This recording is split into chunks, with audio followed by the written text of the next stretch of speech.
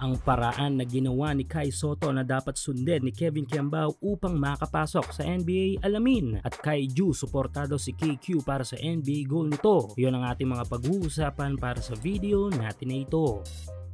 So kahapon ay ating nga napag-usapan ang ukol sa pagpirma ng ating pinakabagong Pinoy NBA hopeful na si Kevin Kiambao regarding nga ito sa kanyang paglalaro sa Mindanao Baseball Club na BGK. Well, marami tayong mga kababayan na tila na misinterpret sa ating ginawang video. Yes, totoo naman na lalaro muna si KQ sa team ng BGK para sa kanilang ilang mga exhibition game, pero hindi ibig sabihin nito ay give up na siya sa kanyang goal sa NBA. Tuloy pa rin si KQ sa NBA Summer League at sa ilang mga NBA team workouts. Dahil kung ating iisipin ay medyo matagal pa ang Summer League, dadaan pa nga ngayon ng second round ng playoffs tapos finals ng NBA. Sa calendar mismo ng NBA ay sa July pa ang umpisa ng mga NBA teams workout at Summer League. Kaya walang problema at ayos na lumaro muna si KQ sa ilang mga entertainment games. Total nakapahinga naman ito sa KBL ng Korea. Pero tulad nga na sabi natin kahapon ay doble ingat dapat si kabayan dahil anumang injury, minor man o major, ang makuha niya dito ay tiyak na makakaapekto sa kanyang pagsalang sa mga NBA team workouts. Kaya worry no more dahil tuloy pa rin si KQ sa NBA. Mapunta naman tayo sa future journey ni Kiambao sa NBA. Wala na tayong ibang malalaro na ihalimbawa dito kay KQ kundi si Kai Sotto. Yes, hindi pa nga tapos ang NBA goal ni Kai ha. Sa ngayon ay nagpapagaling lang ito sa injury, pero babalik din kapag gumaling na ito upang ituloy ang kanyang NBA dream. Pero sa ngayon ay dito muna tayo kay KQ. Yes, kung gustong makaabot sa NBA ni Kiambao ay kailangan itong gawin ng ilang mga ways na ginawa ni Kai sa NBA. Ang una na nga dito ay ang pagiging agresibo every NBA team workouts. Bali-balita sa mga naging workouts ni Kai noon ay may ilang mga NBA teams na na-impress dito. Kaso nga lang, nang dahil sa sobrang daming players at loaded ng lineups ng mga teams ay hindi pa rin nakakuha ng contract si Kai Ju. Sunod ay ang proper NBA agents.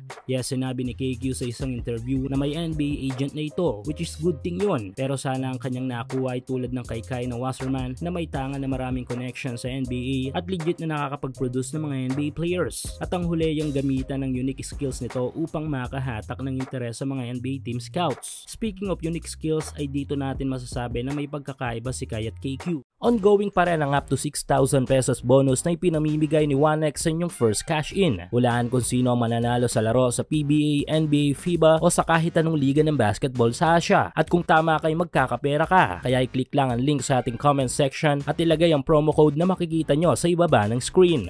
Dahil sa tanga nakakaiba o pambihirang skills ni Kiambao na trend ngayon sa mga NBA team. Ito nga yung kanyang great vision, bagay na ginagamit ni KQ upang makakreate ng mga unexpected na mga assists at hindi ma-predict na mga pasa. Sa ngayon ay ito ang ipinapakitang smallest Japanese player sa NBA na si Yuki Kawamura. Aside sa bilis nito, na kahit sinong guard sa NBA ay meron. Shooting, yes, marami ding guard sa NBA ang shooter, pero yung kakaibang mga assist nito ay ang bagay na wala sa ilang mga NBA guards. Even nga mga star player guard sa NBA ay walang meron si Kawamura. Pero si KQ, do mas malaki kay Kawamura, ay tangan din nito ang kakaibang court vision tulad ng kay Yuki na bagay na kanyang magagamit upang maka-attract ng mga NBA team interest. Naumpisahan niya sa mga NBA team workouts patungo sa NBA Summer League. Tandaan na minsan nang tinawag si KQ sa international basketball scene na Baby Jokic ng gilas. At ang malalarong inalimbawa lang naman o ipinaparehas kay KQ ay ang most valuable player sa NBA at ang isa sa mga sangkap kung bakit napanghawakan ni Jokic ng titulong ito sa pinakamalaking liga ng basketball sa mundo ay ang kanyang pagiging great passer